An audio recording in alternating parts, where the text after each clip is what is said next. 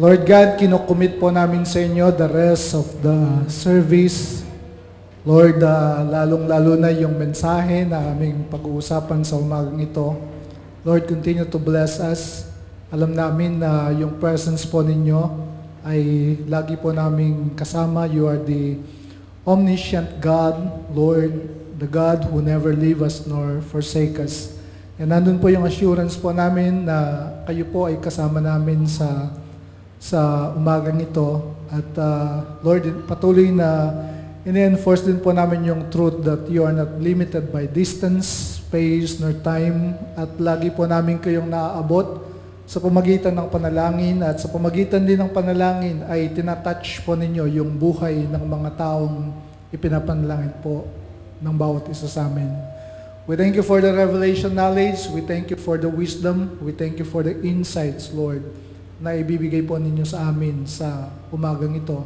Higit sa lahat, maraming salamat po for the truth of your word na nagsisilbing guide sa bawat isa sa bawat isa sa amin, sa aming pamumuhay, Lord God, sa aming pakikiharap, Lord, sa iba't ibang seasons, Lord God, ng aming buhay. Maraming salamat po na ang inyong truth, Lord God, ang katotohanan ng inyong mga salita ang siyang pinaka-priority namin sa aming mga buhay. You are the Alpha and Omega, the beginning and the end. You are the first and the final, Lord God, sa buhay po ng bawat isa sa amin. Maraming salamat po for your Spirit, Lord God, na patuloy na nag-work sa aming kalagitnaan. Ito po ang aming panalangin sa pangalan ni Jesus. And everyone say, Amen. Amen. Praise God.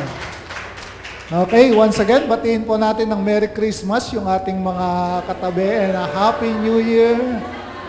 Okay, praise God. So, ito yung title ng ating pag-uusapan sa umagang ito. Okay. Christmas na ba sa inyo? Or masaya ba talagang yung simoy daw ng Pasko ay ramdam na? O yung iba, parang medyo malungkot. Wala naman. Okay. So, meron ba dito malungkot? Malungkot ang kanyang Pasko? Okay. So, yung malungkot ang Pasko, taas po ang kamay at ipapanalangin po namin kayo. Lay hands namin kayo. Okay. Okay lang. Okay. Masaya naman, di ba? Ano lang, medyo, tawag dito, malamig. SMP, samahan ng mga malalamig. So, all I want for Christmas is, so tayo na yung sumagot niyan, mga kapatid. Di ba? Parang kanta lang di ba? You're all I want for Christmas. Okay, so, parang kanta lang. Pero, kahapon, no, tinitignan ko kung ano yung parang top or yung mga common na nandun sa, alam niyo yung wishlist. Tinitignan ko yung internet, tinitignan ko yung Google. Sabi ko, ang nasa mind ko kasi, ano yung parang top 10 na wishlist ng mga tao this Christmas. So, punta ako dun sa Google, tapos tinype ko. Actually, parang wala naman Parang nag-iiba-iba siya. Ang sabi kasi ng mga tao ngayon, ng mga techie, kapag meron ka raw gustong malaman, just search the Google and Google has the answer. Okay? Parang hindi na Jesus is the answer or Jesus has the answer, kundi Google has the answer. Pero ito yung natuklasan ko, mga kapatid, merong mga common wish list yung mga tao pagdating ng Christmas. Okay? Depende lang dun sa age group, no, kung anong kategorya ng age group ka naroon. So, dun sa mga taong medyo techie, okay? Yung mga techie, sino yung mga techie dito? Techie. Mahilig sa gadget, mahilig sa technology. Yan, karamihan yung mga kabataan, di ba? Mahilig sa gadget, mahilig sa technology, internet, etc. Di ba? So, yung mga medyo techie, mahilig sa gadget, ito yung common na makikita mo na wish list nila pag Christmas. Etong Christmas. Ano yun? Ano yan? iPhone 6 and 6 Plus, pinalaki nila eh. iPhone 6 Plus, mas pinalaki dun sa iPhone iPhone 6. Sino gusto niyan? Yay! Okay. Kaya hindi kaya ng budget eh, no? So, mga mahilig sa gadget. No, yun yung parang pinapangarap. Okay, ano pa? Ano yan? Cellphone ni Brother J. Brother J. Galaxy Note 3. Diba? So yung mga, marami ka raw pwedeng gawin dyan sa mga parang, if you want a personal secretary, no? So ito yung bilhin mo. It serves as your personal secretary. So mga mahilig sa gadget, medyo mga techy ang dating. Ano yan? iPad Air. Diba? 3 na yata yan eh, no? So, iPad Air 3. Ano pa? Sony Vaio. So, kung hindi ka naman masyadong mahilig sa mga ganon, so you go for the laptop, di ba? So, Vaio. O kaya ito, MacBook Air. No? Super thin. Yan ang mga karamihang pangarap ng mga ng mga kabataan at saka medyo mahilig sa technology. O yung mga, siguro yung mga nagwo-work, di ba, nandun sa corporate setting, they need those things. Di ba? So, sabi ko nga sa inyo, depende dun sa age group, depende dun sa category, yung ating mga wishlist. Para sa mga kananayan naman, yung mga nanay, yung mga medyo hindi mahilig dun sa mga gadget, ano yung nandun sa kanilang wishlist? Usually, mga appliances, di ba, mga kailangan sa pag meron ka ng bahay, di ba, medyo matanda na yung appliances mo. Okay, so, ano yan? Okay, Samsung TV, HD, super HD. Pwede ka nang mag-internet, kung ano yung mga pwede mong gawin, touchscreen, di ba? Voice command, hindi mo na kailangan bumili ng pirated DVD, di ba? Ang kailangan mo lang ay USB and then you can play it all. Okay? So, Samsung Galaxy. So, appliances, di ba? So, pwedeng ref, di ba? Pwedeng TV, o kaya kung ano pa yung mga, lalo na yung mga nanay, o kaya yung mga tatay na hindi naman mahilig sa mga gadget na after ng work nila, gusto nila, naglilibang sila sa pamagitan ng panonood ng TV. Yung iba naman, of course, mga furnitures. Di ba? Bagong sofa set. O kaya ay bagong tawag dyan, dining table. Okay, so, mga wishlist. Di ba? Mga common yan. Okay? So, yan usually yung mga medyo tatay at saka mga nanay. So yan yung kasama dun sa kanilang wishlist. Yung iba naman mahilig sa fashion, lagi nilang inaantabayanan kung ano yung latest fashion trend in town. Ito naman ang kanilang wishlist. Ayan, bags, di ba, shoes, dress. Sino gusto niyan? Usually mga kabataan, di ba? Mga kabataan, medyo Japorms ang dating, di ba? Okay, so kasama yan dun sa kanilang mga wish list. May mga nakikita kasi ako, nagpo-post sa FB, yung bagong shoes, di ba? Bagong bags, bagong damit, etc., etc. Yung iba naman, medyo may pagka-workaholic, tapos because it's holiday season, it's a time to parang break the monotony of their life. Ito naman yung kanilang wish list. Travel. Okay? Travel lang din pag may time. Okay? So, yan. So, yung kanilang mga gustong puntahan. Diba? So, sama kaya natin Baguio dyan. Okay, so travel, di ba? Pero, yung iba naman, ayaw nila ng ganyan. Kasi gusto lang nila, simple lang. Nasa bahay lang. So, all they want this Christmas is just parang to enjoy this season or this time together with their family. Meron mga taong ganyan eh. Di ba? So, kanya-kanyang trip yan. Okay? Kanya-kanyang trip, respetuhan lang ng trip, walang basagan ng trip. Okay? Depende ano sa personality mo, depende dun sa age group, depende dun sa yung wish list. Okay? Again, mga kapatid, gusto kong sabihin sa inyo, wala namang masama dyan sa mga bagay niya. If you have parang binless ka ng Panginoon, financially, materially, and you want to do that, parang gusto mong i-treat ang sarili mo, then go on. Treat yourself. Amen ba yun? Huwag mong i-deprive ang sarili mo dun sa mga bagay na ito, lalo na kung meron ka namang kakayanan. Na pag-usapan na natin yan dati kay Solomon, di ba? Enjoy your life. Di ba? Enjoy yung mga blessings na ibinibigay ng Panginoon sa iyo. Hindi masama yan. Kaya lang, merong word of warning, merong word of caution, mga kapatid. Ako, dun sa bawat isa sa inyo. Don't focus so much on these things.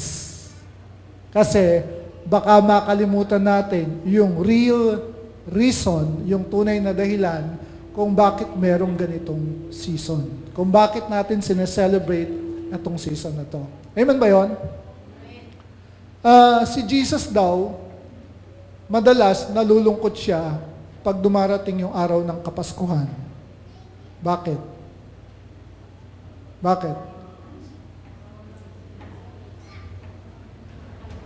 Bakit kaya nalulungkot si Jesus?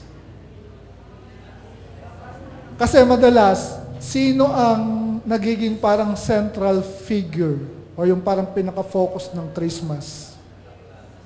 Diba si Santa? Diba? So, yung mga wish list na ipinakita ko sa inyo, they are addressed to Santa, not Jesus. Kaya, pag dumarating daw ang Kapaskuhan, madalas si Jesus nalulungkot siya. Nagkaroon nga ng conversation between Jesus and Santa. Sabi ni Jesus kay Santa, alam mo, nalulungkot ako. Sabi ni Santa, bakit ka nalulungkot? Ito yung panahon ng dapat nagse-celebrate ka dahil birthday mo. Sabi ni Jesus, nalulungkot ako kasi ang naaalala ng mga tao pag araw ng Pasko, ikaw, hindi ako.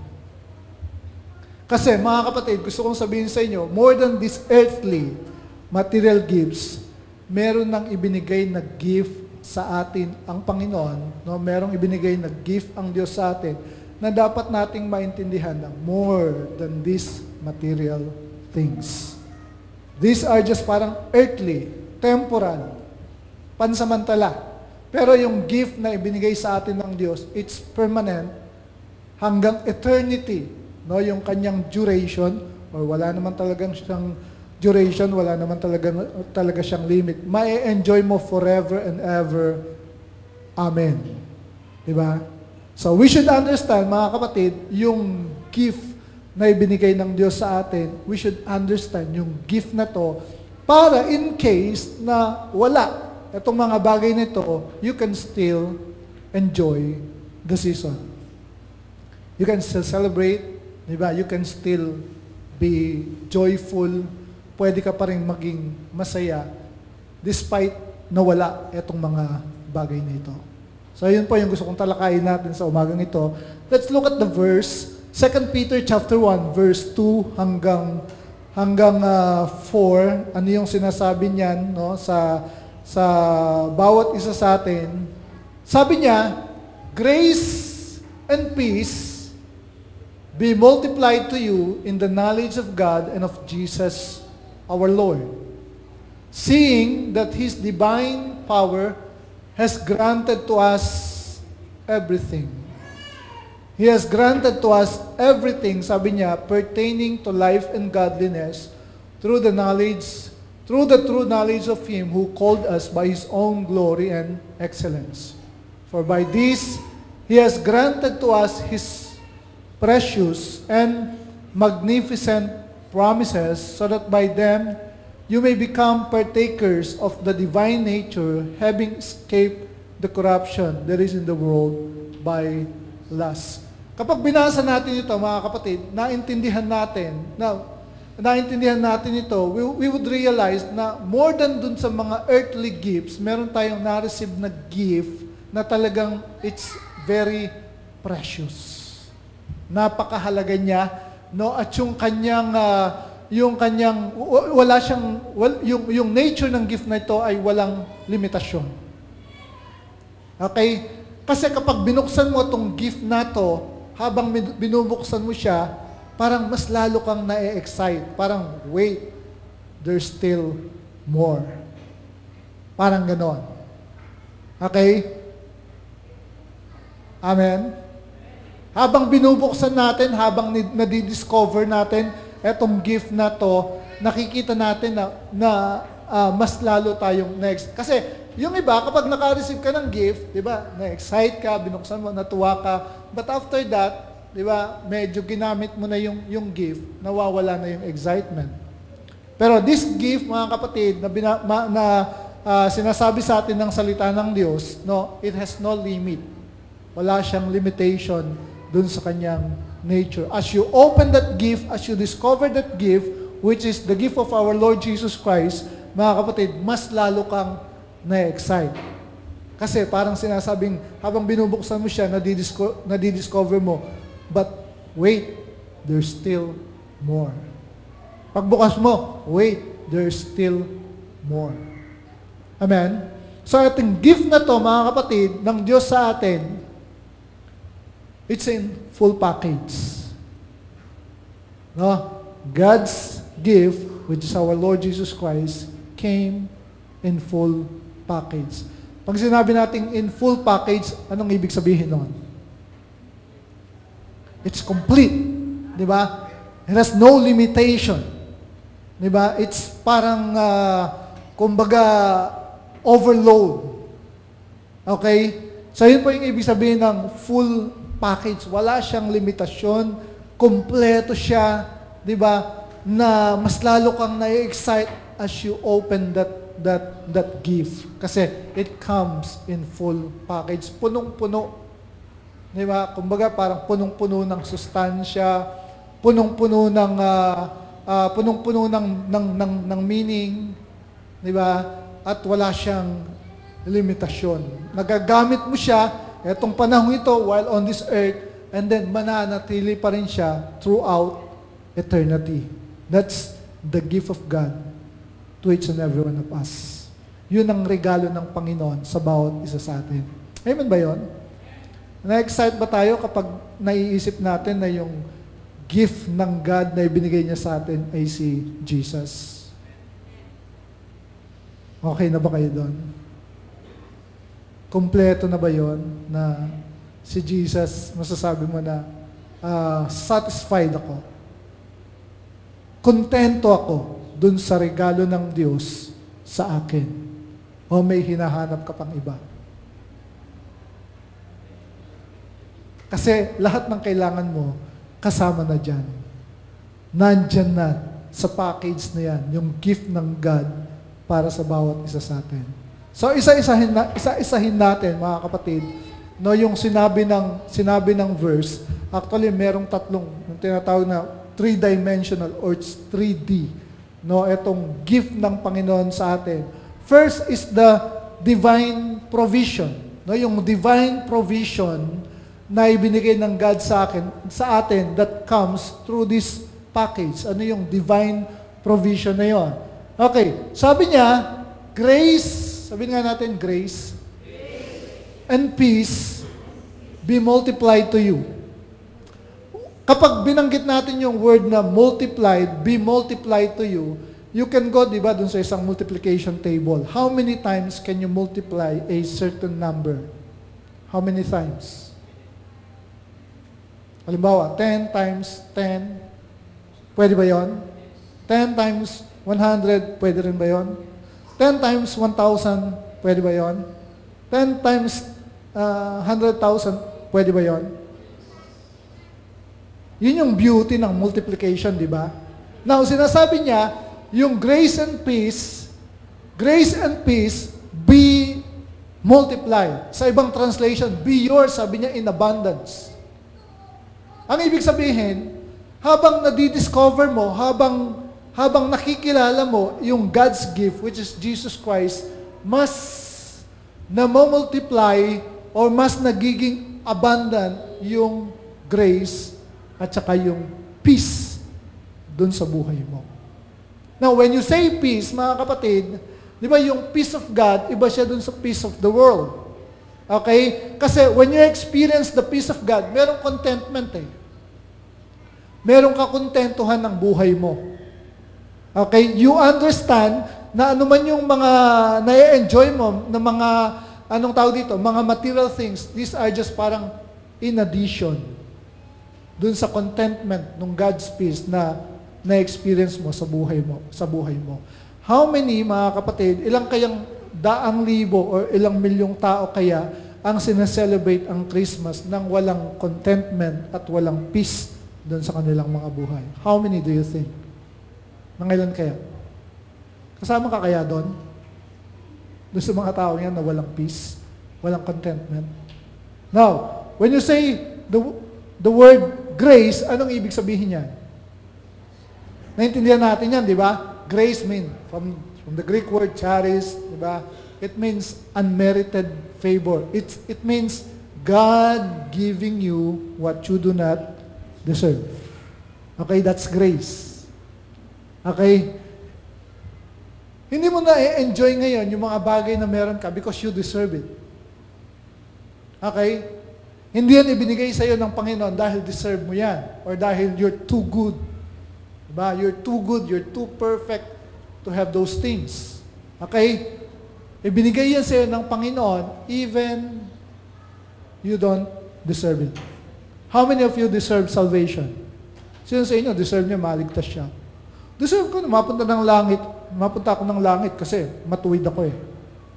Deserve ko na mapatawad ng Diyos kasi kapatawad naman ako eh. Deserve ko na magkaroon ng eternal life kasi ako to eh. Diba? Maaring, sabi mo sa sarili mo, maaring I'm not perfect, but I'm almost perfect. Diba? So, we don't deserve it. Okay? So, yun yung charis, favor, unmerited favor. It's God giving you what you do not deserve. At sino yung unang-unang ibinigay sa atin ng God the Father na hindi naman natin deserve? Sino? Si Jesus. You're right. Tama kayo doon. Deserve mo ba na mamatay si Jesus, the only Son, the begotten Son of God, para sa'yo? Hindi, di ba? Hindi natin deserve yan. Okay? Yun yung grace. So if you understand grace, mga kapatid, kapag naintindihan natin yung concept ng grace, we will no longer live in condemnation. Kasi naintindihan natin yung grace of God. Unmerited favor. Kaya nga, di ba, na-share ko sa inyo yung sinabi ni Philip Yancey dun sa kanyang book, What's So Amazing with Grace? There's nothing you can do to make God love you more. There's nothing you can do to make Him love you less. God's love is what? God's love is what? Unconditional, and it's what? Eternal. It's everlasting. It's unconditional. Pag sinabi mong unconditional, walang if. Okay? Pag sinabi mong unconditional love, ibig sabihin, I love you because, walang because. Okay? I love you because I love you. That's my nature. Nature ng God yun. God is what? Love. Amen po ba yun? Naintindihan po natin? So that's grace. So if we understand itong concept ng grace, we will no longer live in the spirit of condemnation.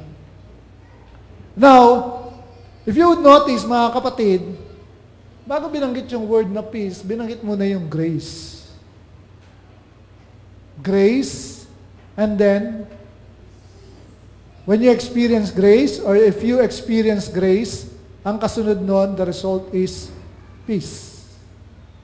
First, mga kapatid, is the peace with God. Amen. Nagkaroon tayo ng peace with God. Bakit natin kailangan ng peace with God? Kasi dati, tayo ay mga enemies of God. When we were sinners, tayo ay in enmity. Sabi ng Bible, in enmity with God. Okay? Pero, because of the grace of God, mga kapatid, nagkaroon tayo ng peace, which means right standing with God. Tamang relasyon sa Diyos. Sino sa inyo merong relasyon sa Diyos? Ano yung pinagmamalaki mong relasyon mo? Relasyon sa asawa, sa boyfriend, sa girlfriend, di ba? Pero yung relasyon mo sa Diyos, di ba? Like any other relationship, mga kapatid, as Christians, as the people of God, we should enjoy our relationship with God more than anything. Amen? Kasi kung nai-enjoy mo lang ang pagiging Kristiyano mo, mga kapatid, kapag nai-enjoy mo lang ang pagiging Kristiyano mo dahil dun sa mga kasama mo, dun sa simbahan, o kaya dahil dun sa simbahan na inaatinan mo, masyado kang, anong tawag doon? Superficial, mababaw. Amen? The basis of Christianity, mga kapatid, is not religion. Ang basis ng Christianity is what? Relationship with God. At the end of the day, ang i-check mo hindi yung kung sino yung nakasama mo, kung ano yung ginawa mong ministry, etc., etc., kung sino yung nakaaway mo, kung sino yung ayaw mo sa church, at kung sino yung hindi mo gusto, kung sino yung gusto mo sa church at hindi mo gusto. At the end of the day, ang i-evaluate mo, kamusta naman, Lord, ang aking relasyon sa iyo? Tama? Tama ba? Bago ka matulog, ano iniisip mo? Ano iniisip mo bago ka matulog? Magising ka ulit bukas? Kung hindi ka magising, praise the Lord, graduate ka na. End of contract. Expiration. Okay? Pero ano iniisip mo? Diba? Yung nangyari dun sa isang buong araw, diba? Kung sino-sino iniisip mo, pero naiisip mo ba yung relasyon mo sa Diyos? Are you grateful na yung buong maghapon na yon, walang nangyaring masama sa iyo, iningatan ka ng Panginoon, pinoprotektahan ka ng God, diba? Bumiyahe ka, diba? At nag-drive ka dun sa EDSA, sobrang traffic, hindi ka naburyong at namaril ng, di ba? So at the end of the day, mga kapatid, ang i-evaluate mo ay yung iyong relasyon sa Diyos. How's my relationship with God? So, anong tawag doon? Naging posible, di ba, yung mga bagay niyan, yung relationship natin sa Diyos, because of experiencing the grace of God. Nagkaroon tayo ng peace with God. At after na magkaroon tayo ng peace with God, nagkaroon din tayo ng peace of God. Magkaiba kasi yun. Peace with God, yung right relationship with God, yung peace of God na na-experience natin, Philippians 4:8, yun ay state of being. Na kahit ano yung mga nangyayari doon sa paligid mo, meron kang kapayapaan ng Diyos sa puso mo. Amen ba yun? Salamat, Sister Reda. Okay. Gising pa po kayo?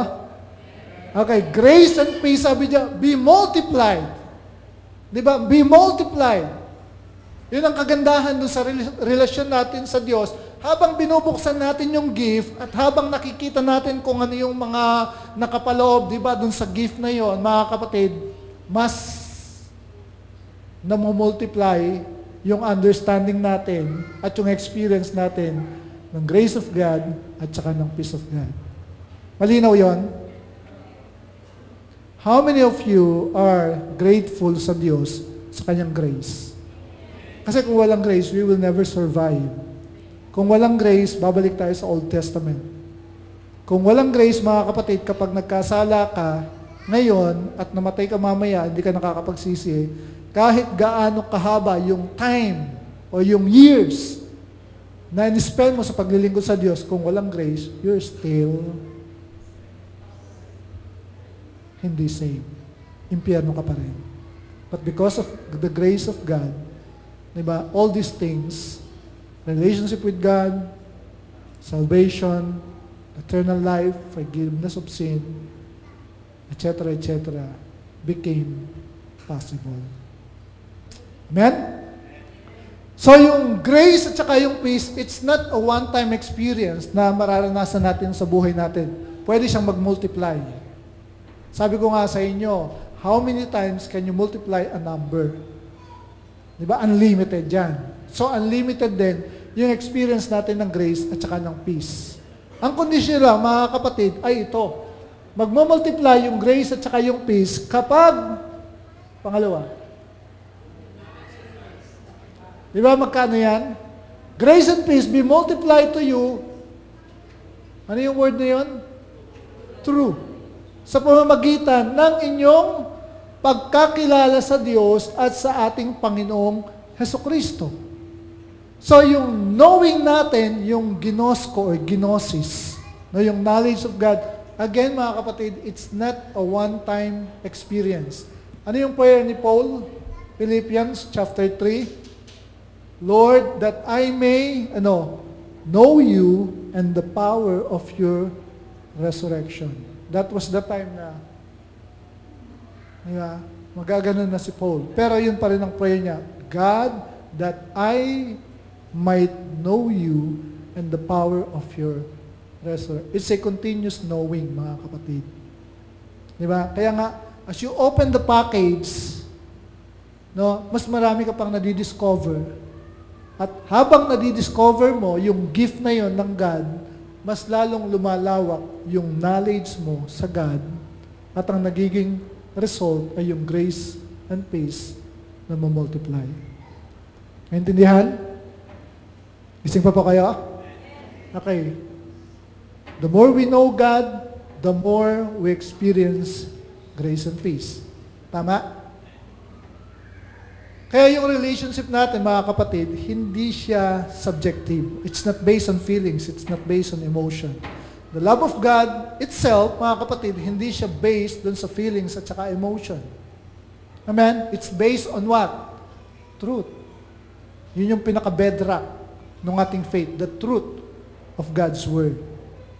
So kung medyo nalalabuhan ka, di ba, nadidimlan ng isip mo, naka-cloud, then, buksan mo lang yung Biblia. Sabihin mo, ano ba sinasabi ng katotohanan? Ano bang sinasabi ng Word of God patungkol dito?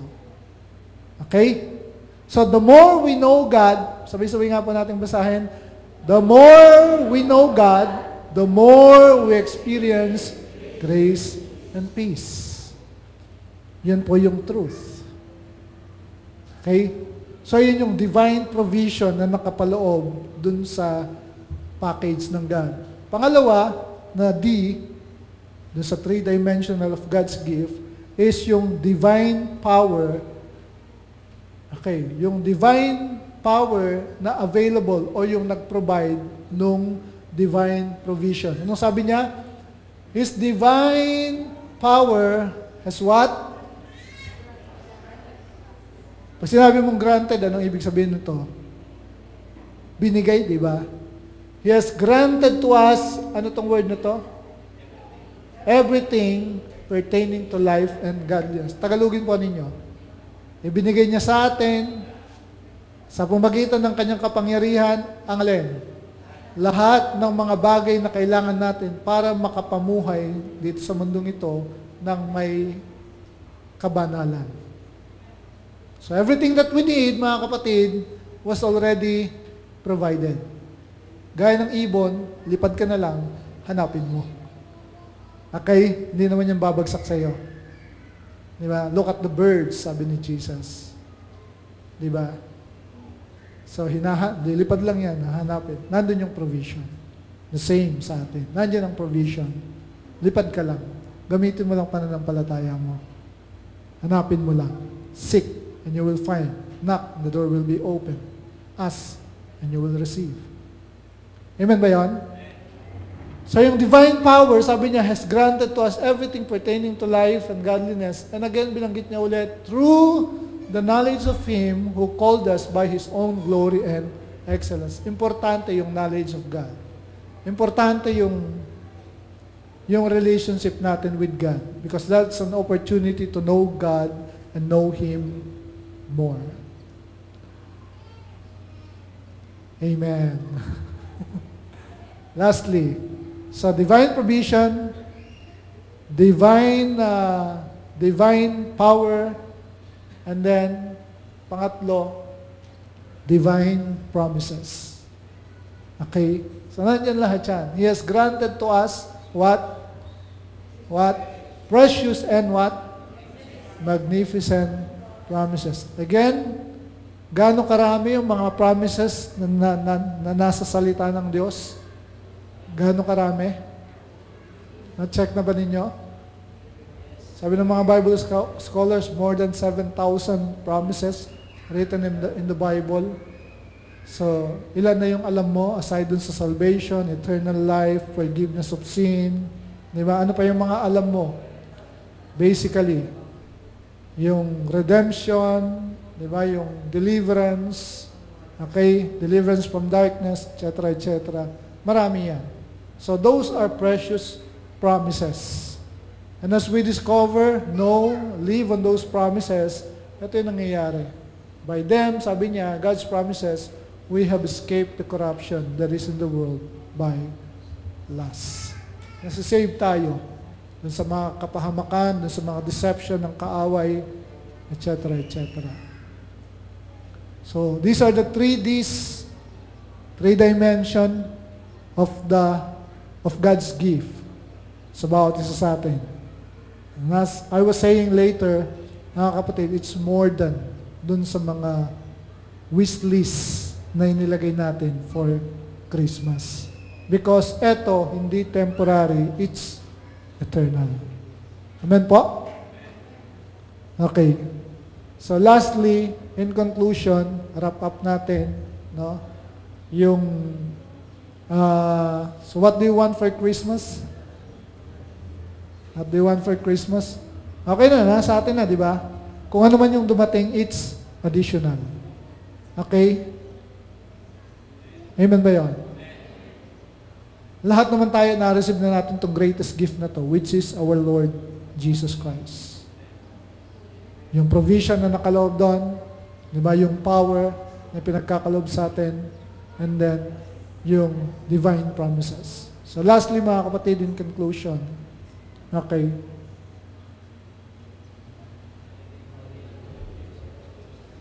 Ano raw? Ano raw?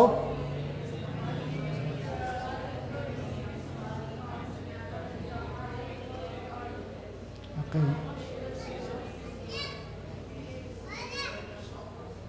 Gets, mga kapatid? Tama ba yon? So, wala naman dun sa hiring and buying, di ba, ng mga tao na nakapaligid sa atin. Diba? Punta kayo ngayon sa Festival Mall, daming tao. Kaya, daming tao, sobrang traffic. Ang padagdag pa tayo dun sa traffic. Pag nagpunta tayo doon, nagpunta ka ng Maynila, dalamang sakyan mo, pampadagdag ka lang ng traffic. Saka na lang. Okay, pwede ka namang bumili any time of the year. Amen ba yan? Pwede mo namang i-celebrate yung Christmas any time of the year. Huwag ka namang kisabay. Okay, at least you understand the concept, the essence, the meaning of Christmas. So wala yun sa hiring and buying. Oh, ano na nabili mo? Et cetera, et cetera. So, we find the real joy of Christmas when we make what? Si Jesus, ang ating Savior, yung focus. So, it's a season to be jolly. It's a season, mga kapatid, to remember God. It's a season to be grateful. It's a season na kinakailangan maging thankful tayo. Kaya nga meron tayong annual Thanksgiving. Sa linggo na yon. Amen? Bring your own baon. Okay. So, it's a season na kung saan ay nagpapasalamat tayo sa Diyos with all the blessings, the health, the families, relationship, etc., etc. We find the real joy of Christmas when we make the Savior, our Lord Jesus Christ, the focus of the season. It's not wrong to celebrate, pero warning lang, word of caution, guard your heart. Pagsabi sa katabi, guard your heart. Okay. So celebrate, but guard your heart. Okay, do not be influenced by the corruption that is in the world. Amen ba yan? Inaintindihan po tayo? Okay, so the greatest gift na na-receive natin is Jesus. Kontento po tayo? Yes, because as we discover it, as we open that package, wait, there's still more. Parang itbulaga lang. Wait, there's still more. Kaya habang ino-open mo, mas na-excite ka. Okay?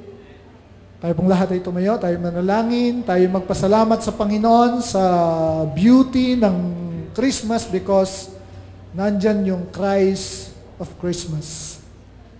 Thank you, God.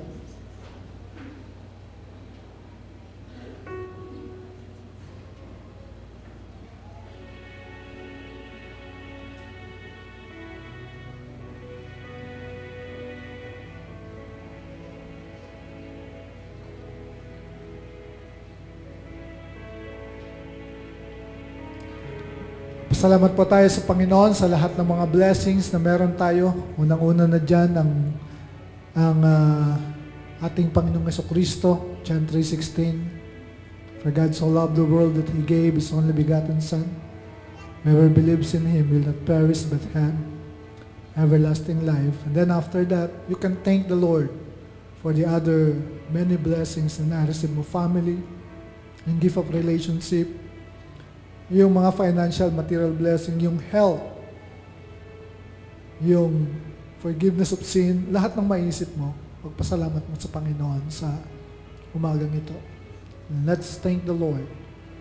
Let's thank God the Father because He has given to us Jesus Christ, His Son. Thank you, God. We praise you. Thank you, Lord.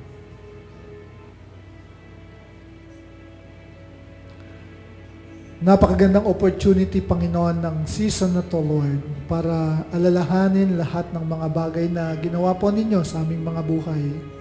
Unang-una na sa lahat, yung pagbibigay po ninyo sa amin ng inyong bugtong na anak. At sa pamagitan noon, Lord, ay nari po namin yung mga naka-attach na mga blessings with our Lord Jesus Christ. Lord, yung eternal life, salvation, forgiveness of sin, Lord, yung redemption po namin. Lord, yung peace that passes all understanding. Lord, yung contentment, Panginoon. Yung assurance, Lord God, na habang nabubuhay kami sa mundong ito, merong kaming Diyos Ama na kasama na laging umaalalay, gumagabay sa amin. Lord, as we journey, alam namin na kasama po namin kayo hanggang sa matapos yung journey namin dito sa lupa, nandyan pa rin po kayo, Panginoon. Salamat po sa lahat ng mga bagay na ito. And all these things ay naging posible na maranasan po namin through your gift to us, our Lord Jesus Christ. So we thank you, Father, for our Lord Jesus Christ. Nagpapasalamat po kami, aming Ama, na binigay po ninyo sa amin ang aming Panginoong Jesucristo. At dahil po sa aming Panginoong Jesus, Lord, nagkaroon po kami ng relasyon sa inyo. Lord, naranasan po namin ang inyong biyaya, Lord God. Naranasan po namin ang kapayapaan, ang kagalakan, Lord God. Ang pag-ibig na nanggagaling sa iyo. Maraming salamat po sa lahat ng mga bagay na yan. At dahil po dyan, Lord, na-enjoy po namin ang aming buhay. Na-enjoy po namin ang season na to, Lord God. And as we think and as we meditate on these promises of yours, Lord God, mas nagiging kontento pa po kami, Panginoon, sa aming mga buhay. Kaya maraming salamat po. Maraming salamat sa simbahang ito. Maraming salamat sa mga kapatid na naririto. Maraming salamat for giving us the privilege, Lord God, to serve you.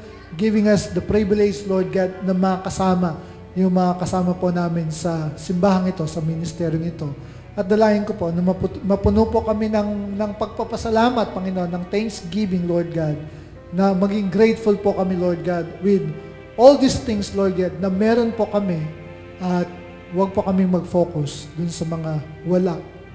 Because as we pray for those things na wala kami, Panginoon, then you may, Lord God, give those things, Lord God, to us according to your will. Ayon sa inyong kalooban. Salamat po. And thank you for blessing one another, Lord God. Thank you for blessing everyone, Lord God, sa umaga pong ito. Sa inyo pong papuri, sa pangalan ni Jesus. And everyone say, Amen. Amen.